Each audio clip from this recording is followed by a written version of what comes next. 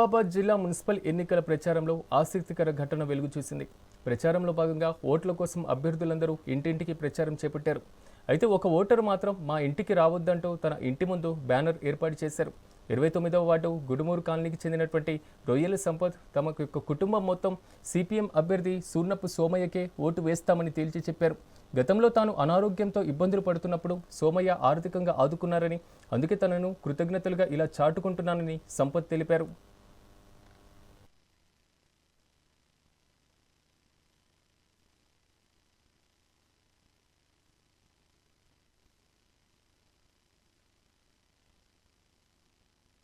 నా పేరు సంపత్, రొయ్యల సంపత్. ఇక్కడ ఇదివరకు సూర్నపస్వామి గారు వార్డు మెంబర్గా గెలిచినప్పుడు మాకు చాలా అభివృద్ధి పనులు చేసిండు. అందుకనే మేము ఆయనకు ఓటేస్తాం. ఇంకో కారణం ఏంటంటే ఆయన ప్రతి ఒక్కరిని దగ్గరుండి మంచిగా ఏ ఆపద రాకుండా చూసుకుంటాడు. కాబట్టి మేము కంపల్సరీ ఆయనకే ఓటేస్తాం అని చెప్పేసి మేము ఫ్లెక్సీ కొట్టేయడం జరిగింది. ఎందుకంటే వేరే అదర్స్ ఎవరైనా వచ్చి మమ్మల్ని ఓటు అడిగినా కానీ మేము వాళ్ళకి వేయమని డైరెక్ట్ చెప్పేస్తాం. ఎందుకంటే ఆయన మీద ఉన్న అభిమానం మాకు అది. మేము హాస్పిటల్ ఉన్నప్పుడు మమ్మల్ని దగ్గరుండి చూసుకున్నాడు.